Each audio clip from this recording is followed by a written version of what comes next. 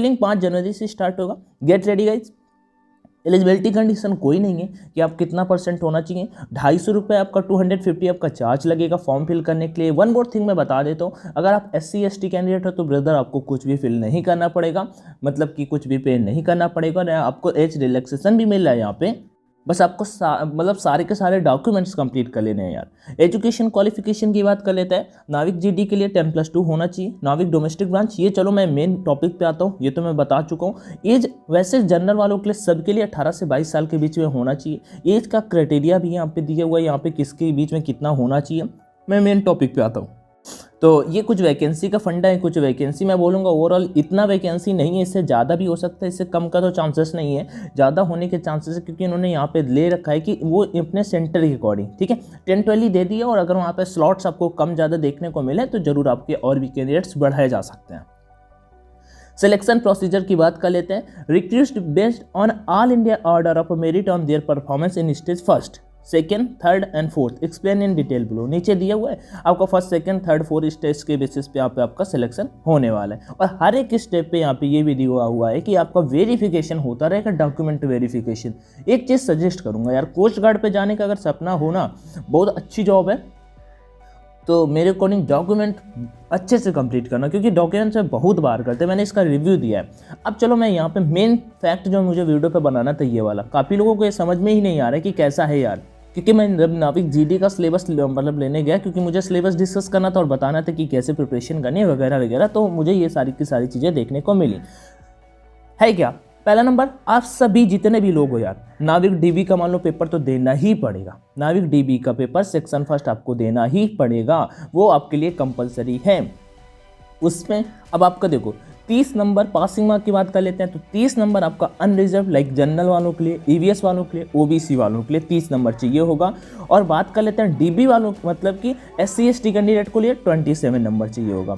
और कोई मतलब ऐसा यहाँ पे ये कुछ मतलब क्राइटेरिया पे रिमार्क्स पे कुछ भी नहीं दिया हुआ है। अगर GD की बात कर लेते हैं, आप मैं कहता हूँ केवल नाविक GD का फॉर्म भरोगे तो भाई साहब आपको सेक्शन 1st भी देना पड़ेगा, मतलब आपको नाविक DB वाला भी मान लो एग्जाम देना पड़ेगा। उसके मैं ये नहीं कहता कि नाविक DB का एग्जाम देना पड़ेगा, मैं ये कहता हूँ कि आपको वो क्वेश्चंस अटेम्प्ट करने पड़ेंगे। आपको उनका जो पेपर है ना सेक्शन 1st, मतलब कि अर्थमेटिक मैथ भी आपको पढ़ना पड़ेगा, देन जाके आपको सेक्शन 1st क्लियर करना पड़ेगा और सेक्शन 2nd क्लियर करना पड़ेगा, ठीक है। मतलब कि 30 मार्क यहाँ पे ये 30, 20, 50 मतलब 30 + 20 = 50 मार्क्स आपको चाहिए अनरिजर्व से, EVS OBC से, और SC ST से हैं तो आपको 44 मार्क्स चाहिए। अगर बात कर लेते हैं यहाँ पे सेक्शन वाइज की, तो passing in section 1st and section 2nd separately in compulsory, आपको section 1st and section 2nd में पास करना कंपलसरी होगा। बस कुछ नहीं है यार, इतने नंबर आपको लाने हैं, जैसे 50 नंबर यहाँ पे लाने पड़ेंगे और 30 नंबर यहाँ पे लाने पड़ेंगे, तो 60 में 30 कुछ ज़्यादा नहीं होते सभी को। अब मैं एक बात बता दूं,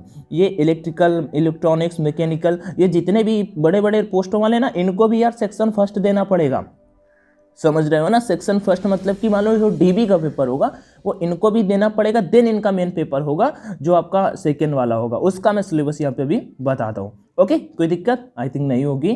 तो आगे बढ़ते हैं यहाँ पे और डिस्कस करते हैं। अब वेरियस एग्जाम का जो सेक्शन वाइज होने वाला है, सेक्शनल जो होने वाला है, कैसे क्या एग्जाम कंडक्ट कराया जाएगा वो यहाँ पे डिस्कस कर लेते थे। जिसे जो सेक्शन 1st देना है वो सभी को देना है, तो उसमें मैक्सिमम मार्क्स आपका कितना होगा 60, जिसमें आपको 30 मार्क लाने भाई, अगर आप जनरल से आते हो, OBC से आते हो। अगर SC ST कैटेगरी से हो तो 27 नंबर में आपका काम चल जाएगा। टाइमिंग अगर मैक्सिमम मार्क्स 60 मिनट होगा, टाइम 45 मिनट होगा, क्वेश्चन नंबर 60 होंगे, मतलब पर क्वेश्चन 60 होगा, और नो निगेटिव मार्किंग, ठीक है। निगेटिव मार्किंग कोई भी नहीं होने वाला, बस आपको 30 नंबर लाने। इसमें 60 में से अगर बात कर लेते हैं तो मैथ्स के 20 क्वेश्चन, साइंस के 10 क्वेश्चन, इंग्लिश के 15 क्वेश्चन, रीजनिंग के 10 क्वेश्चन एंड GK के 5 क्वेश्चन। मीन्स ओवरऑल मैं बोल दूं तो यहाँ पे आपका पेपर 60 नंबर का होगा। ये GD, मैकेनिकल, इलेक्ट्रिकल सबको पास करना है यार, ठीक है। बस आपको लेकिन इतने नंबर लाने हैं 30 आगे। और ये किसके बेस पे आएगा, क्लास 10th के सिलेबस के बेस पे। अब ये इंडियन DB का मैं जब सिलेबस बताऊंगा और उसका GD का, तो उस बेसिस पे आप सब समझ पाओगे, ठीक है। सेक्शन 2nd, अब जैसे कि मैं कहता हूँ आप नाविक GD का फॉर्म अप्लाई करते हो ब्रदर, तो आपको सेक्शन 1st का भी फॉर्म देना, पेपर देना पड़ेगा, और सेक्शन 2nd का भी देना पड़ेगा। कैसे? सेक्शन 2nd में मैक्सिमम मार्क्स 50 होगा, टाइम आपका 30 मिनट होगा, टोटल नंबर ऑफ क्वेश्चन 15 होंगे। भाई ये पेपर बहुत धुआंधार होने वाला है, क्योंकि ऑनलाइन सब पेपर होने वाले हैं, और ऑनलाइन में मतलब कि आपको फिजिक्स एंड मैथ टेक्निकल वाला पढ़ना पड़ेगा और 15 मिनट मिलेंगे 25 क्वेश्चन के लिए, जबकि आपको नेवी एयरफोर्स में पता है 20 मिनट तो मिल ही जाते हैं यार। तो काफ़ी दिक्कत होगा, लेकिन वो अपने बेसिस पे बनाएंगे कि इस बेस पे कैंडिडेट कर पाए, तो पहले से पहले भाई फास्ट होना पड़ेगा, ठीक है। उसमें से देखो पासिंग मार्क्स की बात कर लेता हूँ, तो 20 नंबर के मतलब अनरिजर्व वालों को चाहिए और 70 नंबर SC ST कैटेगरी वालों को चाहिए। और क्लास 12 का सिलेबस आपका आएगा, क्लास 12 का जो मैथ्स फिजिक्स सिलेबस होता है वो आएगा। बाकी ये GD का सिलेबस होता है, मैं ये आपको उठा के दिखाने वाला हूँ ऑफिशियल वेबसाइट से, बट नेक्स्ट पे सेक्शन 3 की बात कर लेता हूँ यार। अब इलेक्ट्रिकल मैकेनिकल वाले हो तो ये आपको पहले सेक्शन 1 वाला पेपर ये ऊपर वाला देना होगा, उसके बाद आके आप ये वाला पेपर दे सकते हो, बट एक पासिंग क्राइटेरिया है। और मेरिट आई थिंक चारों को बेसिस पे कनेक्ट मतलब बनाई जाएगी। आगे कुछ चीज़ें, क्वेश्चन पेपर फॉर सेक्शन 1, 2, 3 वगैरह वगैरह will be objective type, paper objective type होगा, 4 ऑप्शन होंगे। The candidate has to choose the correct option, there is no negative marking. ये अच्छी बात है, बट नेगेटिव ठीक है यार, अगर कभी भी वैसे पंगे में फंसना कि कौन सा करे, नेगेटिव नहीं है तो आपको करना चाहिए मेरे according. In the written examination test the detail syllabus for section वगैरह वगैरह is available on a coast guard website. Okay, very sure. Tie break rule merit, अगर आपका ब्रेक कर जाते हो, आप 2 कैंडिडेट बराबर पे आ जाते हो यार, तो जो मान लो मैं कहता हूँ जिसका एज पहले हो रहा है, जैसे एयरफोर्स भी ऐसा ही कर देता है, जिसका एज पहले हो जाता है उससे वो लोग पहले ले लेते हैं, ठीक है। आगे बढ़ते हैं। आपका जो सेक्शन यहाँ पे लिखा हुआ है, अगर आप सेक्शन 1 में ज़्यादा स्कोर कर देते हो तो आप केवल नाविक GD के लिए और यांत्रिक के लिए ही एलिजिबल होगे, नाविक DB के लिए नहीं।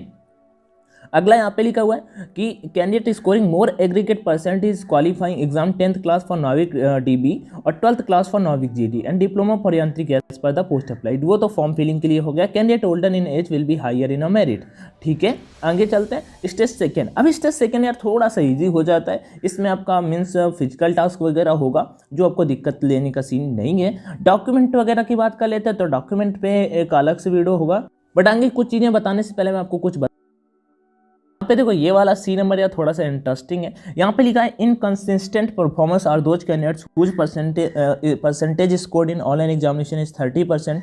मतलब कि जिनका स्कोर 30% से कम होगा, score in the qualifying board diploma and वगैरह नाविक GD स्कोर मतलब 110 मार्क्स, दोनों का DB पहले आपका सेक्शन 1 और सेक्शन 2 को मिला के 110 मार्क अगर वो कर जाते हैं, लाइक किसी सेक्शन में 50 मार्क कर जाते हैं और किसी सेक्शन में 60 मार्क कर जाते हैं, ठीक है।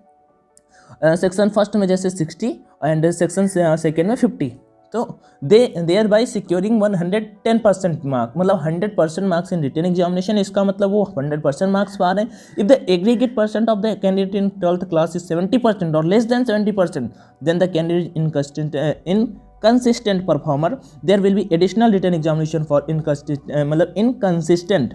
मतलब कि भाई अगर इसका नंबर इतना आ जाता है ना, तो उसे फिर से एक पेपर देना पड़ेगा। और ये काफ़ी इंटरेस्टिंग है, क्योंकि कोस्ट गार्ड वालों लगेगा भाई कुछ फंडा कर दिया इन्होंने।